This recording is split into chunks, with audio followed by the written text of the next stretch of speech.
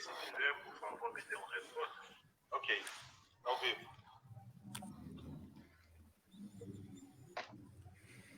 Tudo bem. Estamos aí, meus irmãos? Meus queridos irmãos, dignos aí, okay. Tem alguém ouvindo alguma coisa aí? Corta aí, vocês estão ouvindo? Assistindo pelo...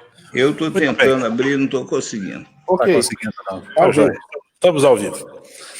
Meus irmãos, muito obrigado mais uma vez por estarem conosco aqui, acompanhando mais uma live produzida aqui pela Coalizão Batista Conservadora. Essa live está sendo transmitida em 3 páginas, né? A nossa aqui, Coalizão Batista Conservadora, Igrejas Batistas Tradicionais também. Então, quem está acompanhando nessa página, Deus abençoe sua vida, muito obrigado também por participar.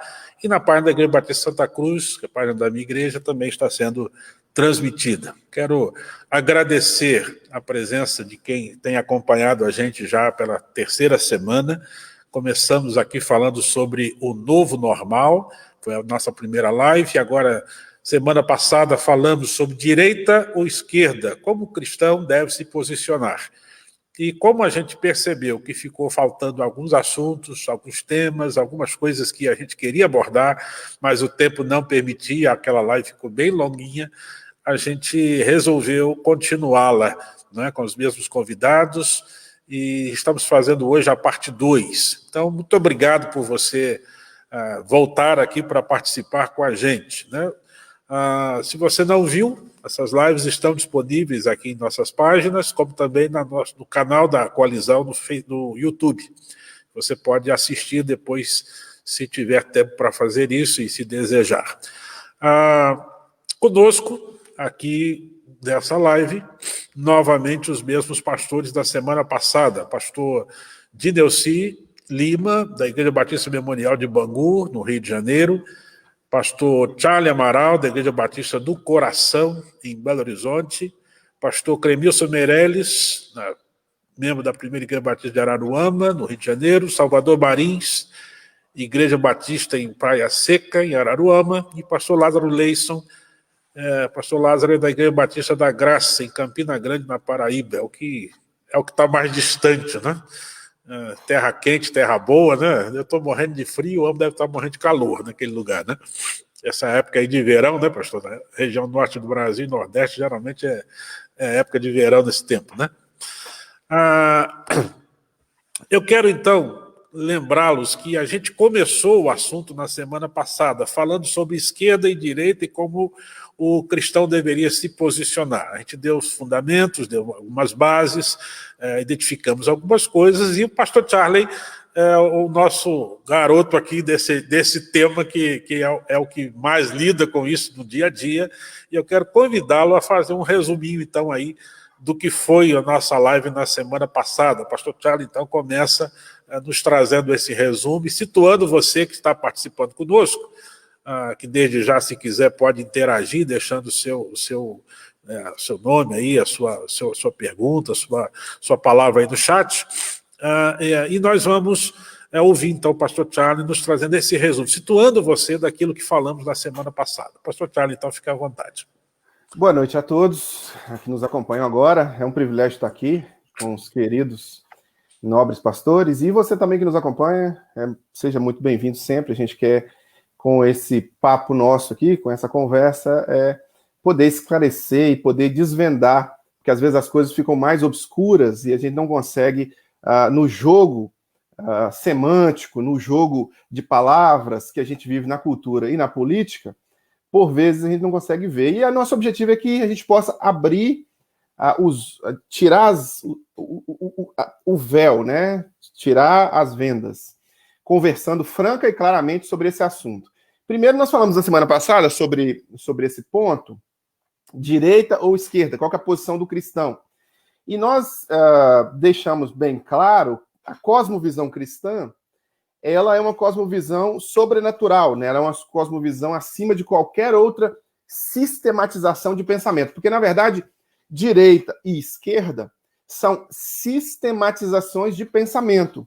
Essas sistematizações de pensamento, elas podem estar na política, elas podem estar na academia, no sistema educacional, elas podem estar na cultura, elas podem estar num grupo familiar. Não necessariamente direita ou esquerda, não é só ideologia política. Mas a ideologia política ela acaba predominando e ela acaba influenciando todo o tecido social, né? Todo o nosso viver aqui no nosso Estado democrático de direito fica à mercê, às vezes, do que as leis propõem, do que o parlamento decide, do que o Supremo Tribunal Federal bate o martelo, do que o nosso executivo e por aí vai.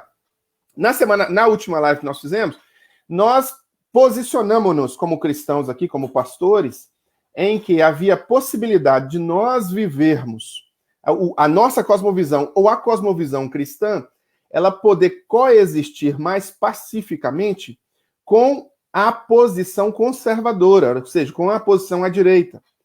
Por quê? Porque nós discutimos aqui, debatemos aqui, e isso está claro na literatura, isso está claro quando você vai pesquisar o assunto. A posição à esquerda não é uma posição reformista, ela é uma posição revolucionária, ou seja, ela quer ressignificar parâmetros, termos, sexualidade, configuração familiar, a educação. Então, você sai com a cosmovisão cristã no caminho à direita, você vai passar por um caminho político humano. Mas você chega até o final desse caminho sem precisar pagar pedágio, sem precisar rever seus valores, ressignificar seus fundamentos, alterar os seus princípios, ou mesmo mudar. A gente até deu um exemplozinho do Fusquinha, né? O Fusquinha sai daqui de um jeito e ele chega lá do mesmo jeito. Ele passa por um caminho humano, por um caminho cheio de buracos, porque o caminho à direita não é que seja o caminho perfeito. É o caminho que pode coexistir com o cristianismo sem pagar pedágio. E o caminho à esquerda, a esquerda sempre vai cobrar um tipo de pedágio, sempre vai querer que você ressignifique alguma coisa, mude alguma coisa. Então tem várias cancelas de pedágio, usando a ilustração aqui, e que você vai ter que aí abolir dinâmicas ligadas à escritura sagrada, você vai ter que abolir até a própria conceituação e definição de sexo masculino e feminino. A visão à esquerda tenta ressignificar. Então nós, na última live, né, para finalizar aqui, nós nos posicionamos que o cristão ele pode tranquilamente passar no caminho à direita, com todas as suas dificuldades, mas ele vai manter a sua cosmovisão cristã, sem que precise, de alguma forma, pagar aí o pedágio ao revolucionário, né? E todos nós aqui nos posicionamos assim. Agora, nessa live de hoje, a gente vai tentar agora trabalhar alguns subtemas, especificamente nos posicionando em relação a esses subtemas, né? E aí eu jogo a bola para o Joaquim de novo aí, para a gente poder tocar o barco. Obrigado, pastor Charlie.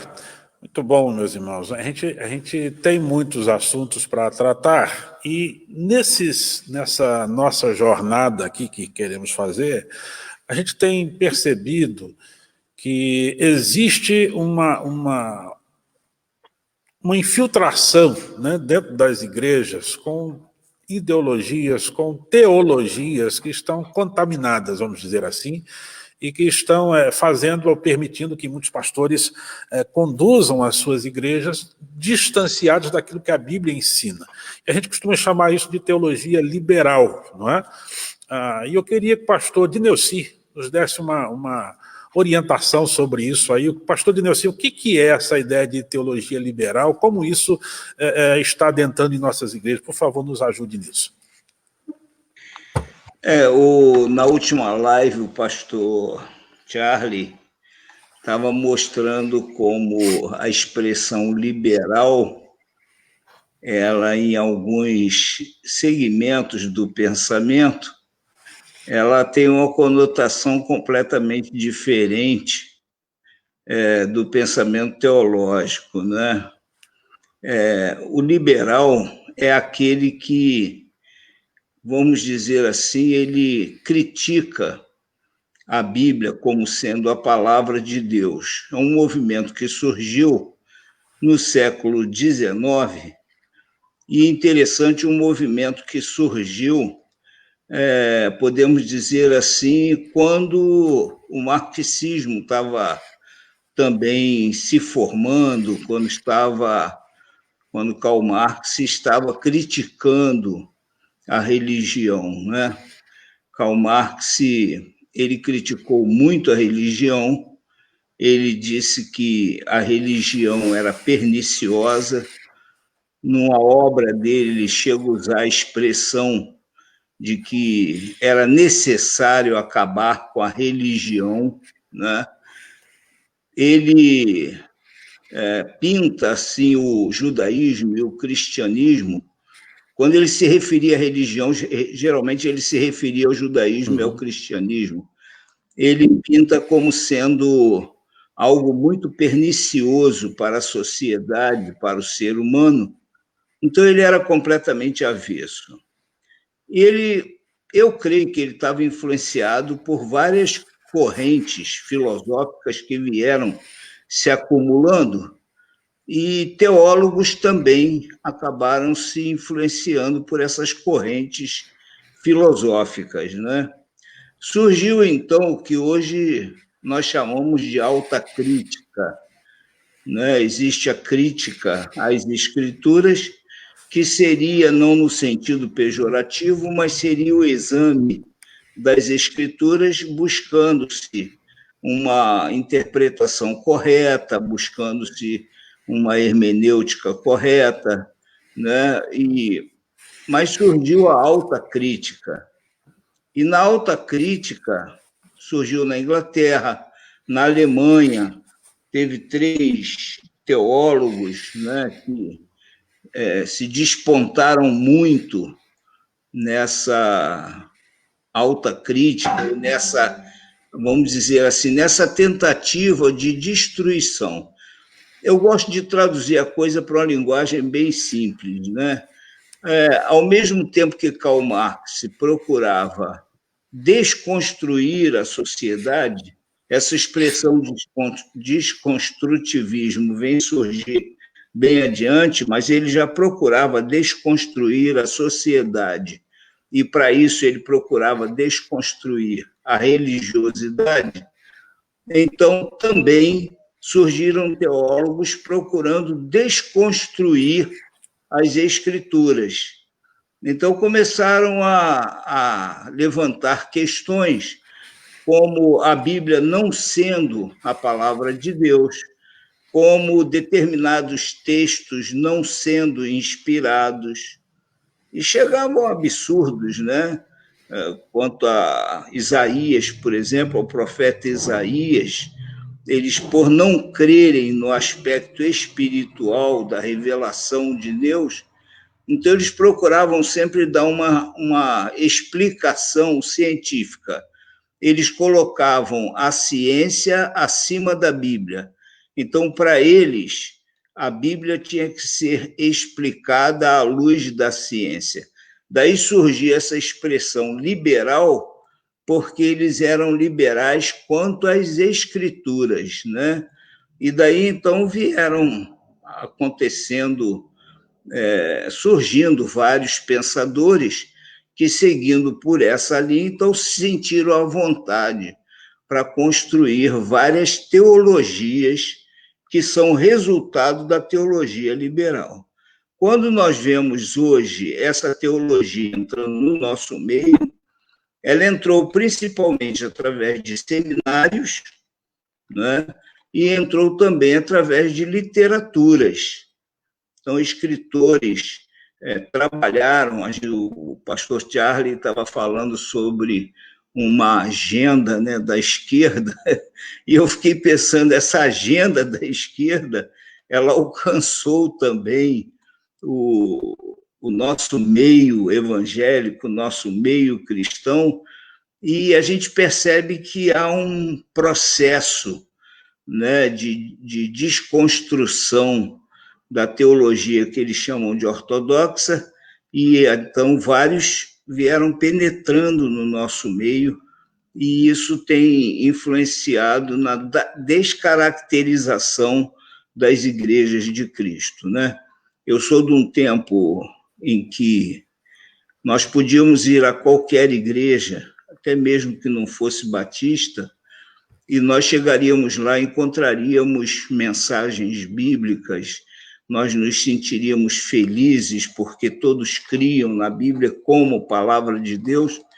E hoje, às vezes, a gente entra em determinadas igrejas e sai de lá revoltado com o que a gente ouve, né? Então, a gente percebe que há essa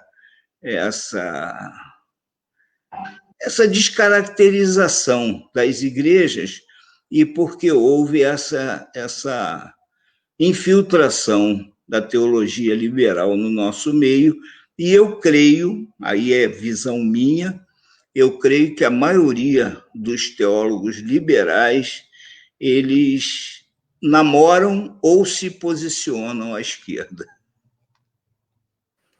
Essa é uma boa questão, e eu vou até pedir ao pastor Cremilson para comentar sobre isso, essa relação entre a questão de esquerda, o marxismo, que a gente chama aí de cultural, de que mexe com essas questões mais ideológicas mesmo, né? A relação disso com esse grupo que a gente chama de liberal, que faz essa relativização das escrituras, né? Que desconsidera por completo o que a Bíblia diz.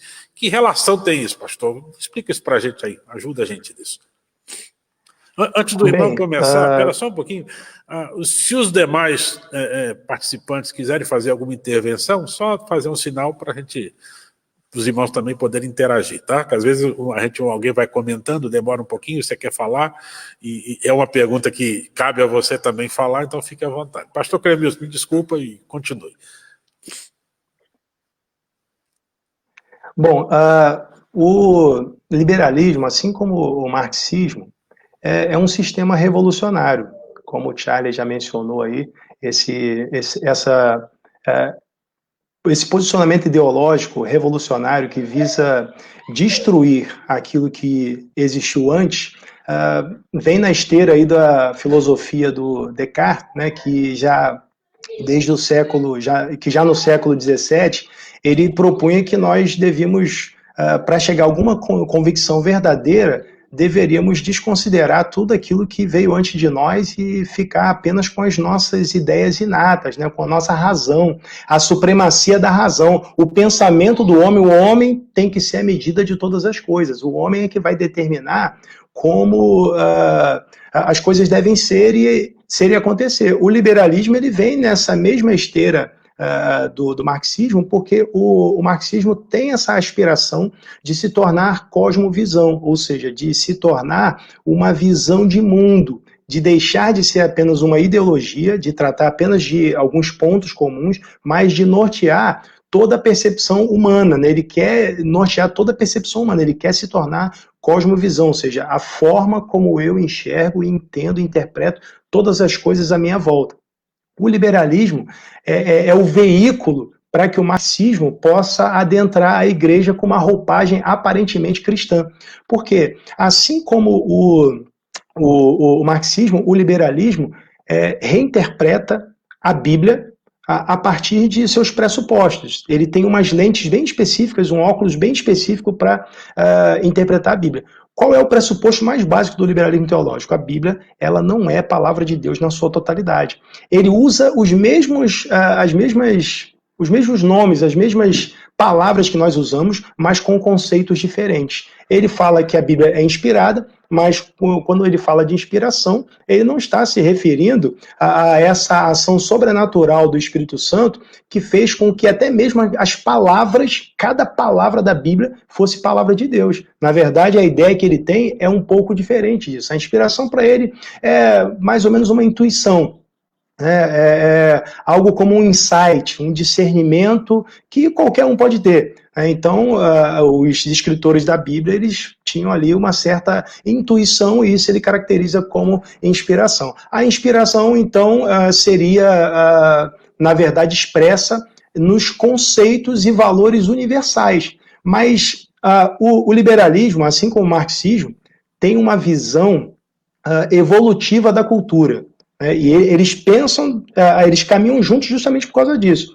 O que o liberalismo pensa? O liberalismo olha para a Bíblia e entende que a cultura em que a Bíblia foi formada era uma cultura primitiva, era uma cultura atrasada. Como primitivo, entenda-se atrasado na perspectiva do liberal. O marxista entende a mesma coisa. Ele entende que a modernidade ou a pós-modernidade deve nortear toda a interpretação da vida, né? Os valores dessa cultura pós-tudo, né?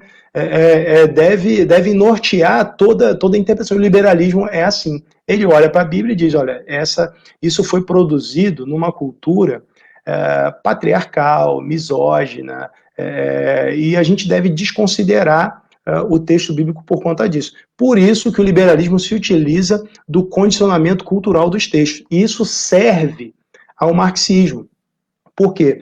O marxismo, para fomentar a luta de classes, ele precisa fortalecer as minorias. Ele faz isso, fortalece as minorias, e esse discurso, né, de fortalecimento, ele tem como instrumento, isso no âmbito da igreja, o liberalismo teológico, porque uma vez que a cultura da Bíblia, onde a Bíblia foi formada ali, é uma cultura patriarcal e o texto está condicionado àquela cultura, então eu posso dizer que aqueles textos em que a Bíblia dá orientações contundentes ali acerca da liderança masculina, por exemplo, na verdade esses textos eles estão ultrapassados. E aí, o que se propõe é uma interpretação não literal de toda a Bíblia, né, de Gênesis a Apocalipse. Inclusive, tem um site chamado Teologia Progressista, que tem como um dos elementos lá da sua, de certa forma, a sua confissão de fé, né, essa interpretação não literal de Gênesis a Apocalipse. Então, para a gente compreender, essa é uma das ferramentas que o liberalismo e o marxismo se utilizam para adentrar com novos conceitos, com essa ressignificação, porque o liberalismo trabalha com ressignificação também, assim como o marxismo. O marxismo, como o Charles já mencionou, quer mudar o conceito de sexualidade, o conceito de família, e o liberalismo não faz diferente. Por exemplo, o liberalismo teológico ele muda o conceito de pecado. Pecado já não é mais o que a Bíblia diz. O pecado é algo geralmente atrelado, né, e resultado de uma interpretação fortemente influenciada pela cultura. Pecado, né, vira, por exemplo, nas palavras de um célebre pregador, de um conhecido pregador aí, aquilo que desumaniza o homem. E aí, a partir daí, se desenvolvem outras interpretações. Por exemplo, não ajudar o pobre se torna pecado. Não dar esmola se torna pecado ao invés do adultério. Então, as pessoas, agora o adultério ele não é mais tão criminalizado como antes, no passado, como o próprio Charlie mencionou no outro vídeo que ele já postou aí. No passado, por ter a sociedade como um todo uma cosmovisão cristã, o adultério era considerado crime, porque era visto como pecado. Mas hoje em dia, a pecaminosidade ela tem sido atribuída a outras posturas. Por exemplo, em contextos onde predomina o liberalismo teológico, onde predomina uma visão marxista, o pecado é votar no Bolsonaro. Então, há uma ressignificação de pecado, né? O que é pecado. E as pessoas acham que no outro dia eu assisti um vídeo que uma repórter, ela perguntou ali a alguns pensadores se ela deveria perdoar o pai dela por ter votado no Bolsonaro. Então, é isso que tem acontecido na nossa sociedade, tem acontecido nas nossas igrejas. A gente percebe que, com o passar do tempo, por exemplo, o homossexualismo tem sido mais presente nas igrejas. Antes, isso era uma coisa um pouco mais distante. Hoje em dia, nós vemos isso de forma mais presente e alguns tentando justificar isso biblicamente. Aí nós voltamos àquela questão do condicionamento cultural, que é uma ferramenta do liberalismo teológico que se torna serva do marxismo cultural. Agora, o marxismo e o liberalismo são parentes. Eles usam as mesmas ferramentas. Politicamente correto é usado pelo marxismo e pelo liberalismo. Por exemplo, porque eles usam uma ferramenta interpretativa que é o desconstrucionismo. O que isso significa? O pastor Charles citou na última live, né, um filósofo, Jacques Derrida, né, que ele elaborou, desenvolveu esse sistema desconstrucionista, que propunha uma autonomia do texto. O autor, ele não tem a propriedade do texto. Então, a quem cabe a interpretação dizer o que o texto diz não é o autor, mas o intérprete. O intérprete se torna soberano. Então, todas as interpretações se tornam possíveis. Se todas as interpretações são possíveis, então isso significa que a minha interpretação ela não pode ser única, ela não pode aspirar a se tornar absoluta, porque com isso eu vou estar ofendendo o outro, até porque o desconstrucionismo ele parte do pressuposto que os textos foram construídos por autores em situações, em sociedades mais antigas, com a intenção de oprimir alguém. E a gente vê isso lá no Gênesis, Satanás usando isso de forma bem presente. Né? Deus diz para o homem não comer da árvore da ciência do bem e do mal. E o homem ouve a ordem, transmite, obviamente, a sua esposa, e Satanás depois aborda a mulher, ele começa a desconstrução, ele tira o poder de interpretar do autor. O autor, ele não... A opinião dele não vale, o que vale é do intérprete. Então ele interpreta, ele diz, olha, não é assim, não foi assim que Deus falou, não.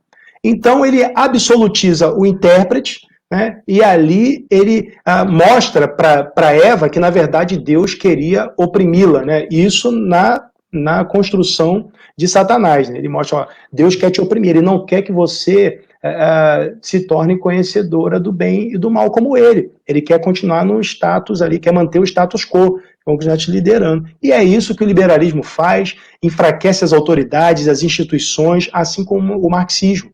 Eles vão enfraquecendo a partir da teologia, eles buscam domínio acadêmico, como o pastor Dineuci mencionou, assim como o marxismo, buscam domínio político nas lideranças denominacionais e vão avançando igualmente com a mesma marcha do marxismo.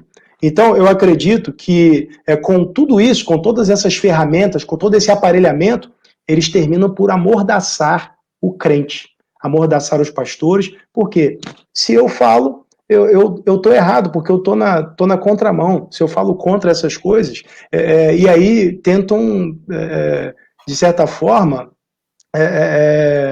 fazer com que os seus opositores eles sejam mal vistos, né? Ah, mas esse camarada aí, ele não tem doutorado, ele não tem... quem é ele? Não é conhecido, não está na academia, né? Então ele não exerce uma liderança significativa, e aí começam a tentar, de certa forma, fazer uma caricatura dos seus opositores. Devolvo a palavra aí. Ô Joaquim, deixa eu só dar uma palavrinha aqui em cima disso que o Clemens falou. Pode falar. Eu costumo dizer que é como se fosse uma árvore. Tem alguém com o áudio ligado aí, tá voltando para mim aqui, é o Clemils. Tem uma árvore e que sai vários galhos dessa árvore. Né? Você tem uma árvore que sai o galho do liberalismo, você sai o galho da revolução, do pensamento revolucionário dentro da política, dentro da escola, dentro da... O que acontece? A nossa sociedade ela foi toda formada dentro do pensamento cristão.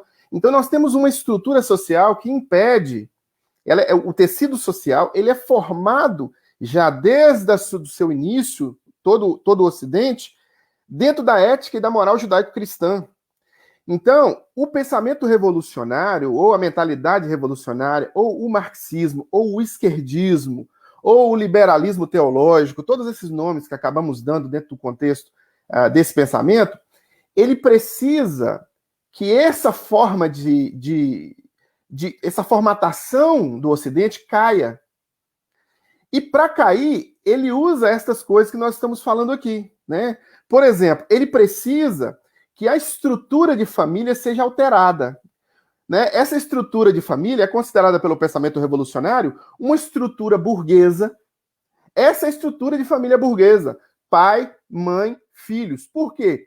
Porque essa estrutura pai, mãe, filhos, né, eles casam, eles constituem patrimônio, eles acabam indo contra o pilar básico da ditadura do proletariado, da ditadura do oprimido marxista, que é o quê? Propriedade privada. Tem que abolir toda a propriedade privada para que esse pensamento seja instituído, para que a gente caminhe em direção ao comunismo, para que a mentalidade revolucionária tenha sucesso. Então, o que eles precisam fazer? Porque a estrutura de família burguesa, a estrutura de família cristã, pai, mãe, filhos, mantém o quê? O matrimônio, é aquela frase célebre, né? O matrimônio constitui patrimônio. Então, você casa, você tem filhos, você constitui seu patrimônio, você deixa isso de herança. Então, o direito de herança seria algo difícil de se combater. Ao invés de se combater o direito de herança, combate-se a estrutura de família. Aí, dentro dessa configuração familiar burguesa, é preciso ser desconstruído. Então, começa um trabalho de lavagem cerebral acadêmico, por exemplo, na cabeça do adolescente na universidade, para que ele olhe para o pai, para a mãe, para essa estrutura de família cristã, como algo ultrapassado, retrógrado.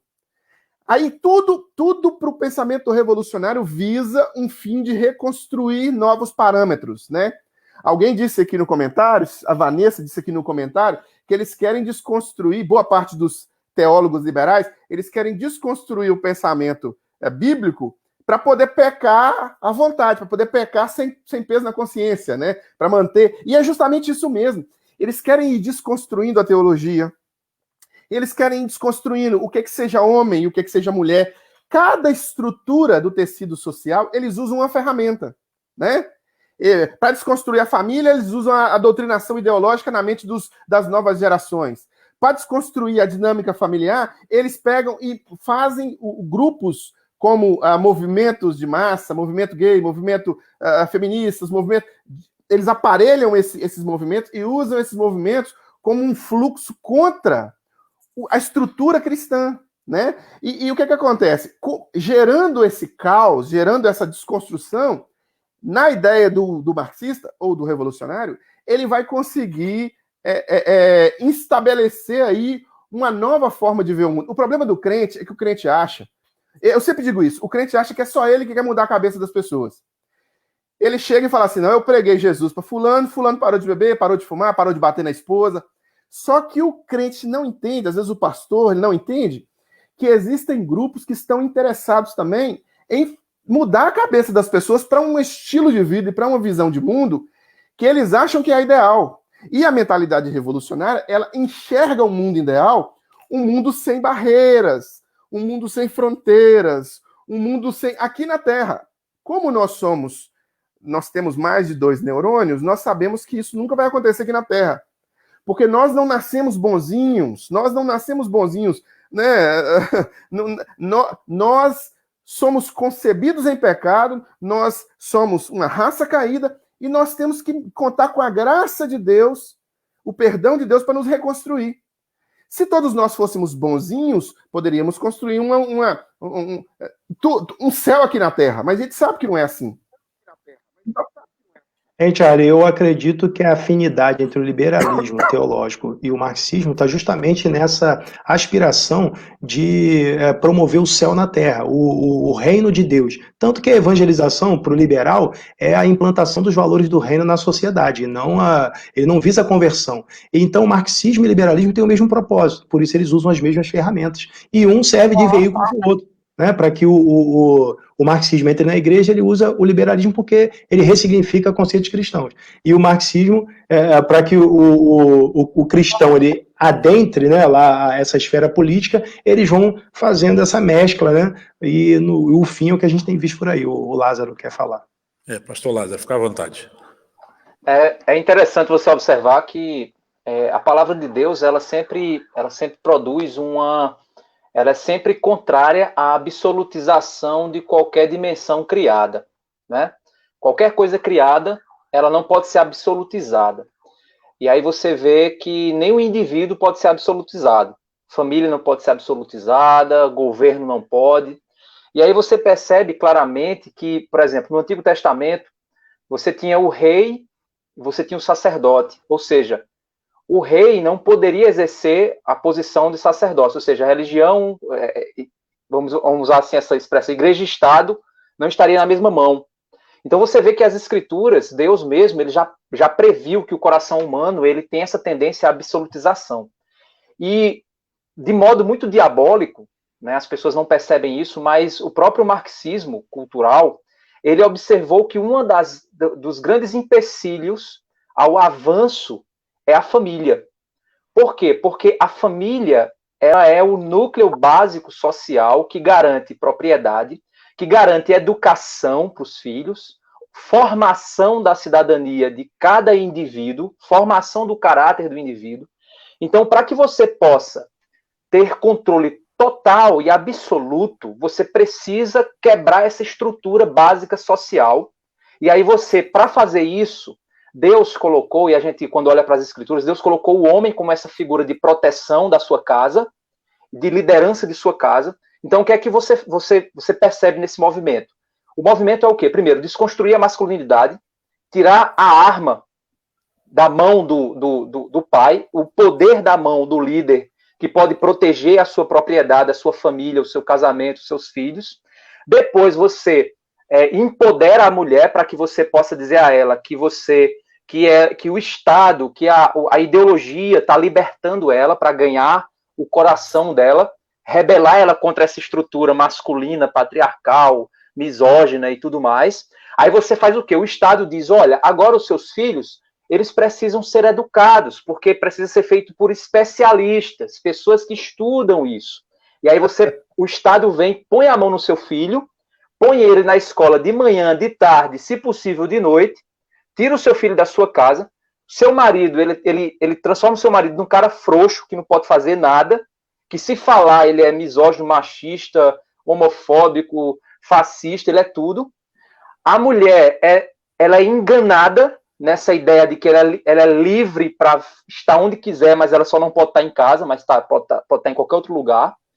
E aí você tem essa desconstrução. Aí a família é desconstruída. Agora o Estado ele ganha um poder absoluto para dominar o discurso, a educação, para dominar as famílias, destruindo essas famílias. E aí você tem o quê? Você tem enquanto o movimento que Deus propõe é um tipo de atomização, né, do poder, ou de distribuição do poder entre os indivíduos, entre as famílias, agora você tem o quê? Você tem uma destruição do poder da família, para que esse poder fique centralizado no domínio do Estado. E o Estado se torna o grande provedor, o grande protetor, o grande educador, o grande... Então as pessoas não percebem como é demoníaca essa perspectiva, como isso já aconteceu lá no Jardim do Éden, já começou assim, como o pastor Crenilson falou, já começou lá no Jardim do Éden. Ou seja, a igreja, ela não quer ser absoluta. A igreja não quer ser absoluta. Até o próprio os movimentos progressistas têm dito que nós, pastores, queremos deter o poder de dominar as pessoas. Não, pelo contrário. A gente quer o quê? Que as famílias, elas tenham, que os pais, maridos, mulheres, tenham a sua consciência, tenham a sua liberdade, e que eles tenham... Uma coisa interessante é que a liberdade religiosa, ela é fruto de uma sociedade cristã. O cristianismo, a própria Bíblia diz que nós não podemos pregar o evangelho por força e violência. Então, o próprio cristianismo, ele prega a liberdade de alguém discordar dele. De alguém dizer assim, olha, eu não quero ser cristão, não concordo com você, beleza, siga em paz. Então, o cristianismo não é um movimento que absolutiza a igreja, que o pastor tem o discurso e não pode ser questionado, porque os próprios bereanos, eles verificavam nas escrituras se Paulo estava falando o que era certo, sendo mesmo ele apóstolo. Então, esses espantalhos que são criados, até pelo próprio liberalismo, diante de uma perspectiva mais bíblica e conservadora, é exatamente para quê? Para minar o discurso, minar essas estruturas, para que eles possam ressignificar isso, e que, no fim de tudo, a grande intenção é a absolutização do poder do Estado. Porque o Estado vai trazer o céu para a terra. Né? Essa expectativa redentiva que nós temos que ter em Cristo, nós passamos a ter no Estado. Se o Estado, pela educação, pode diminuir a criminalidade. O Estado, investindo na saúde, ele pode diminuir as doenças e melhorar a qualidade de vida das pessoas. O Estado pode reforçar a segurança pública e ninguém vai mais precisar ter arma na mão, porque o Estado vai cuidar da sua segurança. O Estado ou seja, o Estado é o grande Deus provedor. É o que está por trás de tudo isso. Então, isso Deixa interessante. eu pedir uma palavra pastoral aqui do pastor Salvador um pouquinho, para ele participar também com a gente. E aí, pastor Salvador, diante dessas questões todas, eu vou pedir essa palavra pastoral. Como é que a gente protege o nosso jovem com muitos púlpitos contaminados com esses movimentos, tanto a teologia liberal quanto o marxismo, né, que parece que o Cremilson já falou, Charlie também e o Lázaro andam entrelaçados, né, e, sinceramente, a gente se pergunta como é que isso entrou nos nossos púlpitos, né, como é que chegou na nossa igreja, e a gente tem os nossos jovens e adolescentes que a gente ensina as coisas na igreja e, de repente, eles vão para a universidade e voltam, ou somem das igrejas, ficam completamente perdidos. Como a gente protege a nossa igreja? Como a gente protege, pastor Salvador, o nosso jovem diante dessas questões? A primeira coisa que a gente tem que colocar na cabeça, no coração do nosso jovem, não é só na cabeça e no coração, é que a Bíblia é a palavra de Deus indiscutivelmente. Isso aí começa porque nós vivemos tempos difíceis, né? Na era moderna, a razão era o fiel da balança. Não foi para nós, mas para a sociedade, na era moderna, era a razão. Então, se eu posso explicar, então é bíblico. Então, os milagres, como algum dos irmãos aqui já falou, os milagres, se não podem ser explicados, eram mitos. Começa ali de uma forma bem sutil. Ou na pós-moderna, não se tem uma verdade absoluta, existem várias verdades. Há um pluralismo. Então, você escolhe aquela que lhe for mais conveniente. Enquanto o evangelho, a ordem bíblica, propõe arrependimento, renúncia, abandono. O primeiro marxista foi o capeta, lá no Éden. Porque ele lá no Éden, o texto que o Cremilson citou, o Éden, ele levou Adão e Eva a pecar. Eles têm responsabilidade pessoal? Tem sim. Mas ele tirou as travas de segurança. Eu sempre falo lá para os meus jovens, adolescentes, que a Bíblia ela é infalível, inerrante, suficiente. Mas você tem que ter travas de segurança. Quer ver a primeira trava de segurança que foi tirada? O diabo chega e diz o quê? Questiona. Foi assim que Deus disse? É assim que o marxismo, é assim que essas doutrinas chegam. Primeiro questionam, vem com coisa boazinha. Poxa, será que foi assim que Deus disse? Depois ele afirma. Não é. Primeiro questiona a autoridade, depois se contrapõe à autoridade e oferece um benefício. Olha, se vocês fizerem isso, vocês serão igual a Deus. O marxismo faz exatamente isso. Tá? Por que muitos pastores flertam com o marxismo? Flertam com essa doutrina? Para serem aceitos no meio acadêmico. Eles querem ser aceitos no meio acadêmico. Eles querem ser aceitos na academia e, para ser aceito, principalmente na área de humanas, vocês podem perceber que essas doutrinas elas não avançam muito nas áreas de exatas. O pastor Charlie, que está aí, que labuta nesse meio acadêmico, pode dar mais informações sobre isso.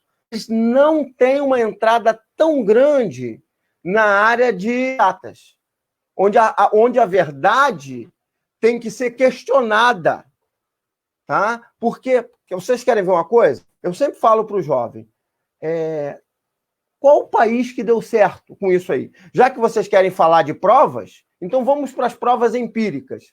O que é uma prova empírica? Eu comprovo que isso deu certo. Agora, eu desafio sempre eles. Agora, me apontem os países que são desenvolvidos, os países que têm uma democracia sólida, os países que têm um padrão de vida melhor, são aqueles que adotaram os princípios judaicos e que valorizam a família.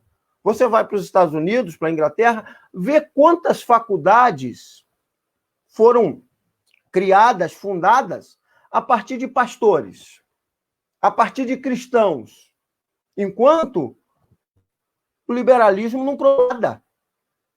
O liberalismo só produziu descrença. Então, mas eu não conheço tudo.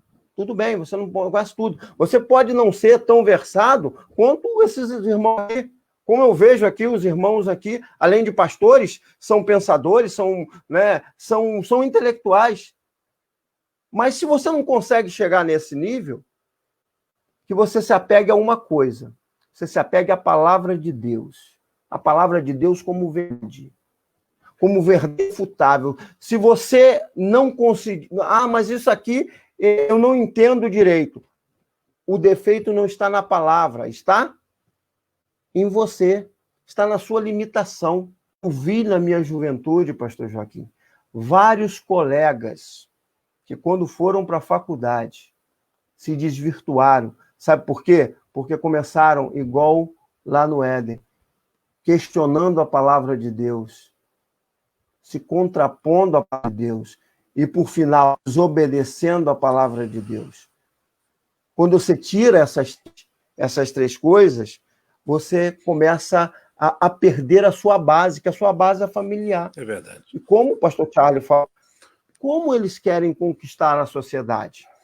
Para conquistar essa sociedade, eles não querem simplesmente conquistar essa sociedade. Eles querem criar uma nova sociedade. E só quem tem esse poder é o nosso Senhor e Salvador Jesus Cristo, e assim mesmo, para a eternidade. Só que para destruir essa sociedade, eles têm que bater nas bases.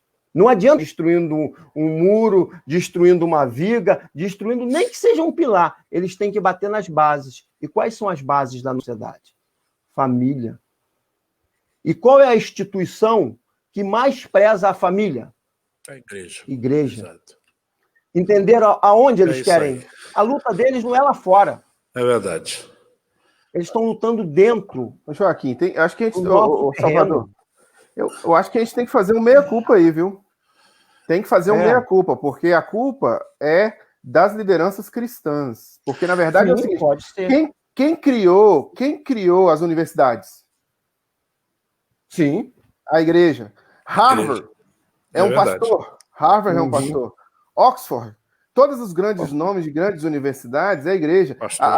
O maior conglomerado que nós temos no Brasil, a Pontifícia Universidade Católica, é da Igreja Católica. Então, quer dizer, a igreja criou, mas aí as doutrinas revolucionárias, advindas de Antônio Gramsci, advindas da Escola de Frankfurt, tomaram as cátedras todas, tomaram as coordenações dos cursos e expulsaram a visão cristã dali. Se você, inclusive até o nosso, por exemplo, até a nossa linguajar foi moldada. Olha para você ver, o Salvador falando, porque aí veio a razão. A fé e a razão é a mesma coisa, andam juntas. Né? Mas a razão não é isso. A razão para eles é a explicação do mundo deles. Eles conseguiram. Olha para você ver, eles conseguiram ditar como nós usaríamos as palavras.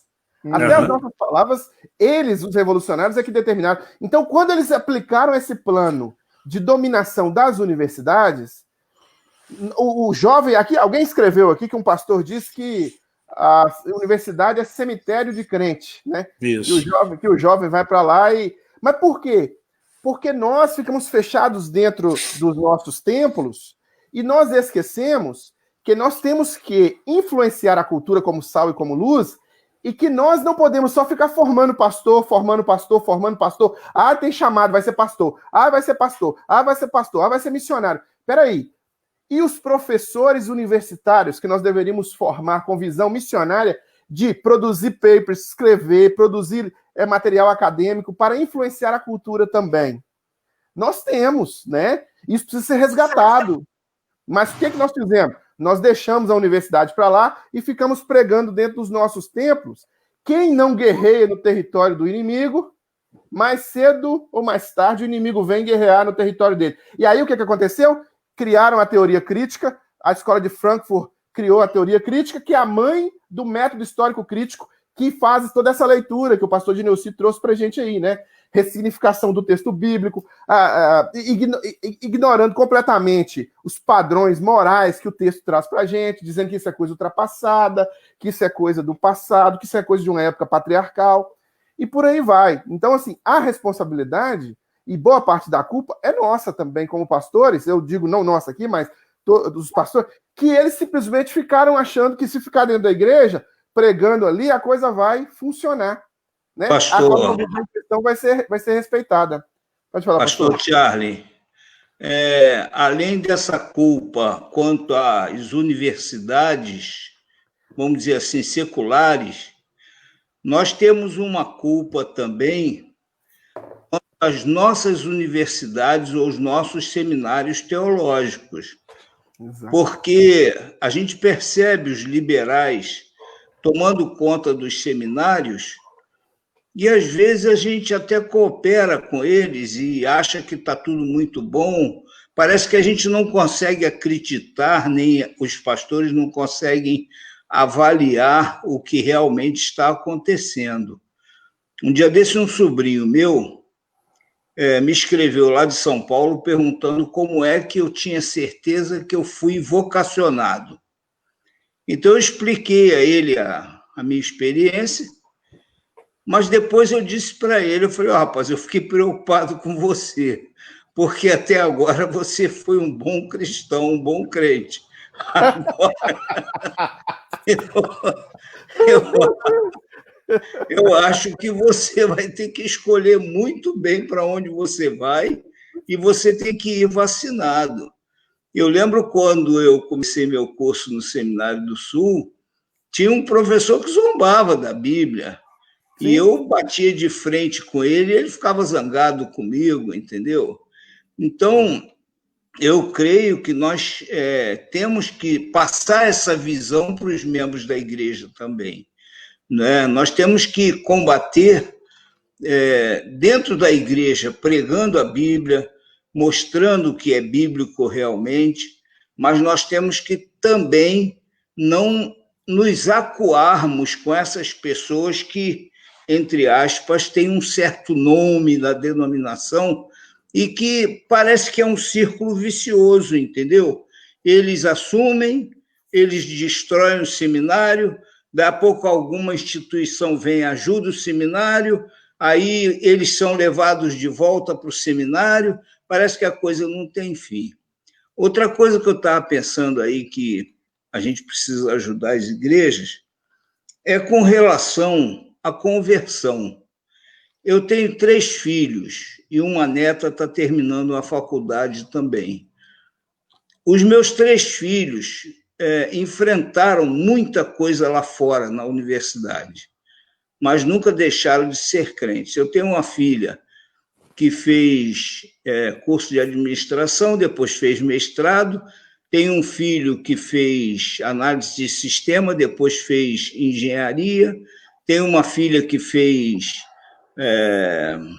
assistência social, é um antro terrível, né? Marxismo puro. Depois fez pós-graduação. Minha esposa fez português e literatura, depois fez pós-graduação, e todos eles continuam firmes.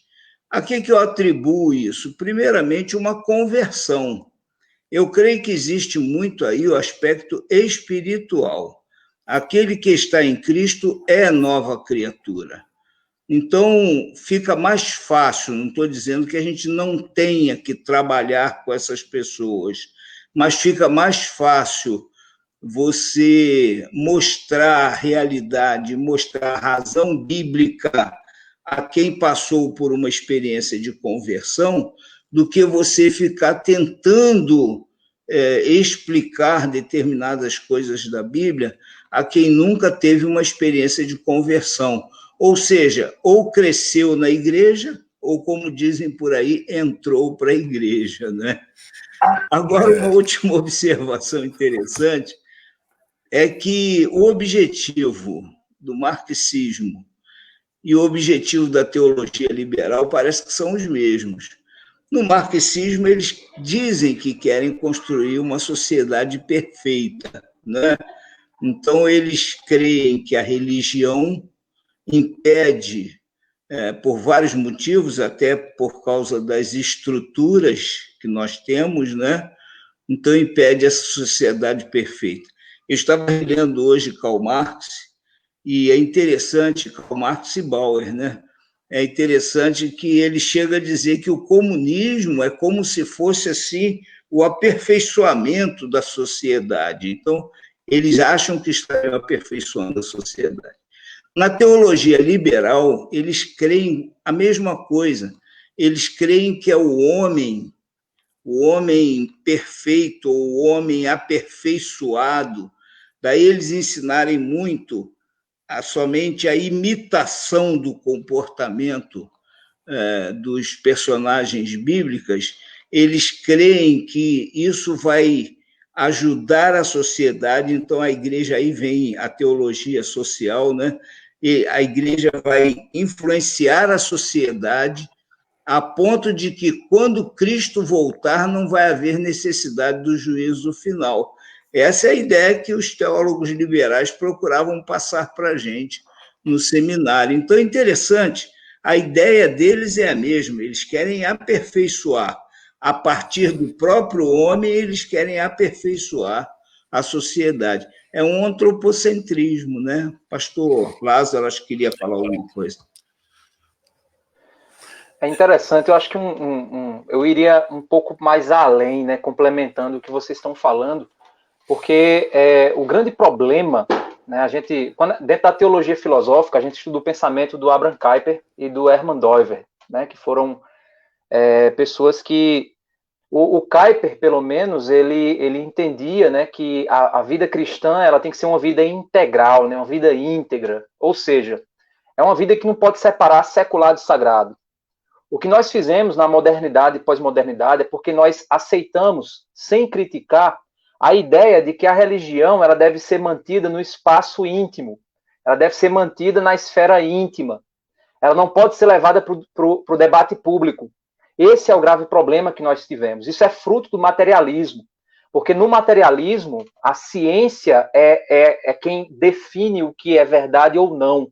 E a ciência materialista, ela deixa de olhar o aspecto transcendente da vida, o aspecto transcendente da criação. E nós aceitamos isso passivamente. Por que nós aceitamos isso passivamente? Porque nós nos distanciamos da universidade e deixamos de ter pessoas com cosmovisão bíblica no debate, na crítica das coisas que começaram a surgir, a fazer a crítica. E nós começamos a receber e a aceitar isso sem querer mais participar. E relegamos a fé ao ambiente espiritual íntimo. E é óbvio que, para quem diz que Jesus Cristo é o Senhor, e lá em Efésios diz que ele está fazendo convergir nele todas as coisas, é impossível o homem dizer que Cristo ele é Senhor e achar que ele também não é Senhor de todos os aspectos, tudo aquilo que é desdobramento da fé.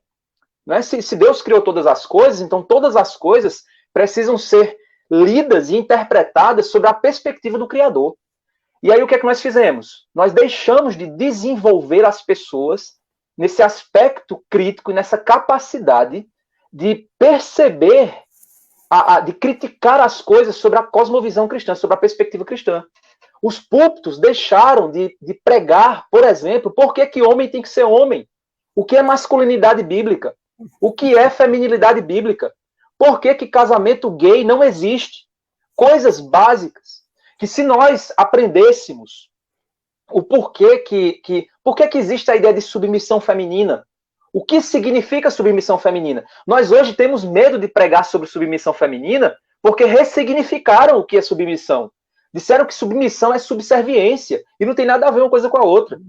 Quando nós se nós pregássemos a palavra de Deus e mostrássemos para as pessoas por que Deus criou homem, mulher, por que Deus criou família dentro de uma perspectiva de uma teologia bíblica, por que a igreja-estado ela tem que ser separada e quais são os limites disso. Se nós, os pastores, eles acordassem para isso e eles observassem que a vida cristã, que a Bíblia tem implicações em todas as áreas da vida, e eles se esmerassem em descobrir quais são essas implicações práticas para a vida. Porque dona Zefinha, que está lá sentada e vende picolé na praça, ela não está interessada se você está lá falando de Lutero, de Calvino, de aspectos da teologia e tal. Ela está interessada naquilo que vai refletir diretamente na vida dela. Por que ela não pode vender um produto? Por que ela não pode sonegar imposto? Por que ela não pode sonegar imposto? Eu sei que ela vende lá na praça, mas digamos que ela abriu um comércio. Por que ela não pode sonegar imposto? Quais são as implicações práticas disso? A gente deixou de fazer isso. E aí, quando você deixa alguma coisa no vácuo, alguém preenche o vácuo. Né? Alguém vai ocupar. E aí, como o nosso discurso se restringiu muito dentro da igreja, a mesma coisa, irmãos, e olha que eu estou fazendo um alerta, está acontecendo com a homossexualidade. Nós estamos calados com o discurso, nós estamos calados, e os jovens estão começando, eu digo isso porque eu lido com jovens na igreja, porque na igreja que eu pastoreio, eu não tenho pastor de jovens, então eu acabo pastoreando a igreja toda. E eu consigo ter esse contato muito com o jovem. E às vezes eles perguntam, pastor, mas por que é errado se eles são felizes com a escolha que eles tiveram? Aí eu vou apresentar a perspectiva bíblica da sexualidade. Olha, Deus criou assim, existe uma identidade que vem da Trindade, existe uma complementaridade que deve ser respeitada, existem aspectos biológicos que Deus criou. Ou seja, aí você vai dar o significado bíblico do porquê. Por que Deus fez assim? Por que não pode ser assim? Por que não pode ser desse outro jeito? E a gente não está mais fazendo isso, a gente está levando as implicações da fé para a vida prática, e por isso as pessoas estão começando a preencher esses espaços com aqueles que estão respondendo às dúvidas delas, que faz muito mais sentido, porque essas pessoas estão ali, na ponta do debate, mostrando para elas onde é que elas têm que apertar, qual parafuso ela tem que apertar, qual parafuso ela tem que folgar, porque a gente deixou de fazer isso usando a Bíblia. Né? Então a gente precisa acordar urgentemente para isso. Agora, precisamos acordar.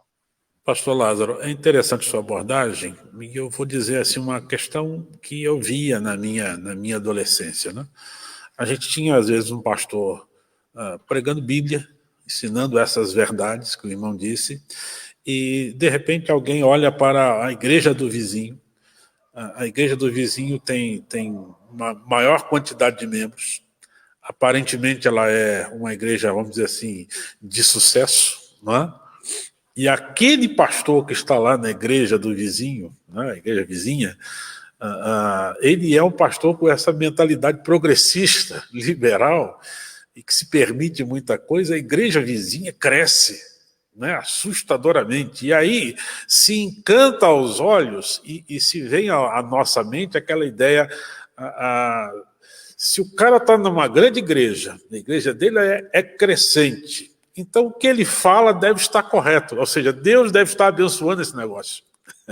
Eu acho que tem muita gente e muitos cristãos, né, membros das nossas igrejas, encantados com isso. Né? Quando a gente fala de alguém, a gente diz aquela expressão, é um medalhão, é alguém da nossa denominação, ele está numa grande igreja, a igreja do cara tem 2.000 membros, 5.000 membros, né? Ele deve ser um sujeito bom, ele deve estar falando coisas verdadeiras. Né? E aí é preciso voltar para dar uma atenção às Escrituras e crer que ela de fato é inerrante palavra de Deus, porque se não acreditar nisso, a gente vai acreditar que o discurso que está sendo dito na igreja grande, pelo pastor famoso, cheio de diplomas, né, que quando vai... eu poderia até ter feito isso em relação a vocês aqui, que vocês têm também, mas alguns usam isso como a tal da carteirada, né? Quem é você para discutir comigo? Porque eu tenho doutorado nisso, mestrado naquilo. Tá?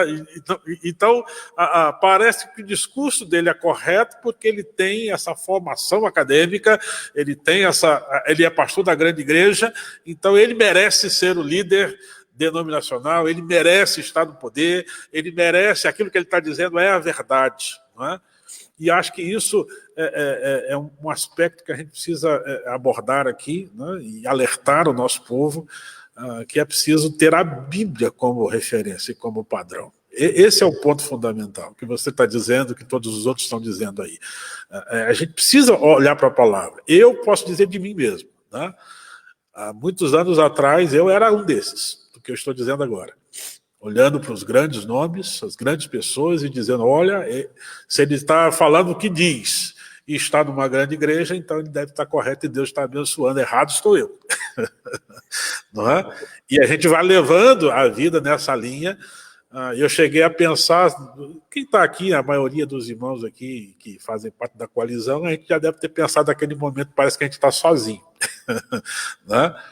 A maioria que a gente encontra aí começa a conversar, o sujeito diz assim: eu achava que era só eu que pensava assim, e que talvez eu fosse o último cristão conservador da face da terra. Né? Mas a gente está descobrindo e redescobrindo que tem gente firme da palavra e que a palavra de fato é a palavra, que a gente não pode trocar. Né? E tem gente que crê nela como ela diz, como ela está escrita. Então, a gente precisa despertar pessoas para isso, pastor, e a sua palavra foi excelente nesse aspecto aí. Meus irmãos, tem uma pergunta aqui. Eu já quero... Sim, Joaquim, pode falar. deixa eu só pegar um gancho aqui no que o Lázaro falou, e todos já falaram sobre isso, que é a questão da universidade, da ciência, da fé, né? Como se fossem coisas, às vezes a gente acha que são coisas antagônicas. E olha para você ver que não é. A ciência, ela se prostitui ao longo ela se vende ao pensamento revolucionário dependendo da circunstância. Por exemplo, até bem pouco tempo atrás, o que a ciência dizia a respeito de uma pessoa que nascia com órgão sexual masculino, com hormônio masculino, e que quando olhava para si mesmo, essa pessoa não conseguia se enxergar como homem. A ciência dizia assim: esta pessoa tem disforia de gênero. Ela tem um transtorno de identidade de gênero. Mas passou-se apenas uma década, os movimentos revolucionários militantes ocuparam as cadeiras das universidades, começaram a fazer pressão social em se tratando da cultura, e hoje você não enxerga, você não tem mais esse dispositivo científico. A ciência não fala isso mais, a ciência não questiona isso mais. A ciência caiu no conto do vigário chamado ideologia de gênero, que foi um desenvolvimento de um pensamento completamente oposto ao pensamento anterior, que ignora os milênios de estudos da ciência, que ignora a lógica racional, porque se uma pessoa virar e falar assim, se eu viro para você hoje, Joaquim, e falo assim, ó, Joaquim, eu sou o Napoleão Bonaparte, você vai falar, o Charlie está com algum transtorno. Mas se o Lázaro, bonitão aqui do lado, né, virar para você e disser assim, olha, eu sou a Lázara, aí o Joaquim vai falar, bom, nós temos que respeitar, porque isso aí, porque o Lázaro, né, ele nasceu... Eu vou dizer que ele está doido mesmo. Então, a gente não percebe como que o movimento revolucionário vai tomando o tecido social em todas as áreas e vai reconstruindo conceitos, destrói e constrói do jeito dele, destrói e constrói do jeito dele. E isso está nos púlpitos das igrejas. Nos púlpitos, na nova... E aí os seminários foram uma derrocada total, porque os professores que ocupam cátedras, boa parte deles, são liberais, são progressistas, não acreditam na palavra de Deus, não têm uma fé devocional, não tem boa parte desses professores que jogaram os nossos seminários no lixo, jogaram porque começaram a ensinar secularismo prático como se cristianismo fosse, formaram uma geração de pastores que, infelizmente, dão mais valor ao método histórico crítico, a ficar olhando para a Bíblia como sendo uma ferramenta, do que como um texto devocional que Deus fala ao nosso coração e transforma a nossa alma, transforma a nossa vida, né? Esses processos de transformação. Interessante, olha. Você vê, por exemplo, com relação à homossexualidade. Primeiro, pecado passa a ser doença. Depois, a doença passa a ser, na realidade, um comportamento, uma identidade. E aí você inverte e você começa a chamar de doente quem diz o contrário. Uhum. Esse mesmo movimento, ele está acontecendo com a pedofilia. Sim. É o mesmo movimento. Agora está se dizendo pedofilia, pecado. Aí começou a se dizer, não, pedofilia é um transtorno, é uma doença. O pedófilo é uma vítima. Aí você vitimiza o cara. Depois as pessoas vão se levantar contra essa vitimização. Vão dizer, isso é safadeza, safadeza. Aí vão dizer o quê? O cara, ele é homopedófilo, né? Ele é pedofóbico. Pedófilo. Pedofilofóbico. Tese e antítese. Eles mudam o nome, não é pedófilo mais. É pedoafetivo. Pronto, aí você vai ser pedoafetivofóbico. Aí ele joga para o cara que tá contra. E aí demoniza esse cara, joga o discurso contra ele. Aí esse cara começa o quê? Baixar a guarda e dizer assim, eu não vou mais me expressar, porque se eu me expressar vão me chamar de alguma coisa fóbico. E aí o cara que antes era era doente, ele passou a ser o quê? Um comportamento, e esse comportamento é aceitável. Já que o outro cara que estava contra baixou a guarda, agora você vai fazer o quê? Você vai começar a incentivar esse comportamento como algo que deve ser visto. Ou seja, a estratégia sempre é a mesma. E aí, o nosso problema, gente, é porque nós calamos. A gente para o nosso discurso porque a gente cai na garra de quê? Não vou falar porque vão me chamar fóbico de alguma coisa. Gente, João Batista foi decapitado porque tinha uma opinião bíblica sobre casamento. O cara perdeu a cabeça porque demonstrou. Aí você. O cara lá nem crente era. Aí você diz, por que é que. Não, eu vou cuidar só dos crentes da igreja. Mas João Batista estava num contexto ali secular, num contexto onde ele chegou e disse o seguinte: isso aí é errado. Isso que você está fazendo aí com a mulher do seu irmão, isso é errado. E ele foi decapitado por isso. E hoje nós estamos nos vendendo ao politicamente correto, estamos deixando esse discurso dentro da igreja, estamos deixando de expressar nossos pensamentos, nossas opiniões. Por quê? Porque a gente está com medo de ser chamado a alguma coisa fóbico. E aí a gente está deixando que os espantalhos da ressignificação sejam criados. Que toda pessoa que for contra, ela é alguma coisa fóbico. Só que não. Discordar não tem nada a ver com ódio. Eu posso discordar de alguém sem odiar aquela pessoa. Se o meu filho faz uma coisa aqui em casa errada e eu discordo do erro dele, não é porque eu odeio meu filho. É porque eu amo ele. Eu digo, meu filho, isso está errado. Ou seja, estão ressignificando isso. A lei da palmada é a mesma coisa. Então as pessoas precisam entender isso. Você não pode se deixar ser vendido. Eu, como pastor, certa vez eu fui pregar, fui convidado para pregar sobre feminilidade. E aí uma pessoa disse, pastor, mas você é homem falando sobre isso. Eu digo, mas sou pastor. Pastor tem que pregar tudo. Porque agora, porque eu sou pastor, não posso mais pregar para mulher. Porque eu estou fora do meu lugar de fala. Exatamente, o meu lugar de fala. Peraí, quer dizer que agora eu tenho que... olha só que loucura, gente. A gente tá... E é interessante, isso é tão interessante que eu me senti constrangido. Quando eu cheguei lá e tinha mais de 100 mulheres olhando para minha cara e eu for falando sobre submissão, eu confesso a vocês, eu fiquei assim, constrangido. Por quê? Porque a ideologia ela vai fazendo isso na gente, sem nem que a gente perceba. A gente vai sendo o quê? Ressignificado, sem nem a gente perceber. Se a gente baixar a guarda, nós somos o quê? Calados, cerceados. Lázaro, eu tive a mesma experiência também, preguei no Dia da Mulher, numa igreja convidado por um pastor amigo meu. Então, assim, o que se esperava, eu acredito, é que o sermão fosse no sentido de destacar algumas qualidades de mulheres da Bíblia, apontando aquele modelo como um modelo a ser seguido, né? Mas, na verdade, a pregação foi em 1 Timóteo, capítulo 2, a partir do versículo 9, né? Então, eu acredito que provavelmente houve um choque por conta dessa influência cultural que nós vivemos, e eu também, assim como você, me senti, de certa forma, constrangido, porque nós estamos rodeados por essa cultura e ela acaba, de alguma forma, nos afetando, né? E é aquilo que você mencionou também. Nós somos demonizados quando apresentamos uma posição firme, bíblica, né, quando nós discordamos. Quem discorda, o conservador, ele passou a ser visto como retrógrado, como alguém que está na contramão da atualidade, do desenvolvimento, da evolução, alguém que passou a ser visto como um reacionário, né? O conservador, e aí virou palavrão, né? O fundamentalista também virou xingamento, né? De modo que aqueles que lutam pelos fundamentos da fé, como lutaram, né, os cristãos do início do século XX contra o liberalismo teológico, eles são agora taxados de fundamentalistas no sentido mais islâmico possível da coisa, né, no sentido bem pejorativo, como se fôssemos radicais, transportando bombas em nossos corpos.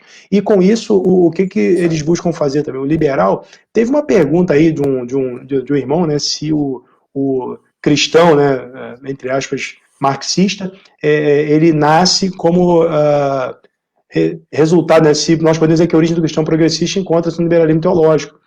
Eu acredito que o cristão progressista, né, ele bebe de várias fontes, né? O liberalismo teológico, ele é o veículo que faz essa mentalidade revolucionária entrar na igreja.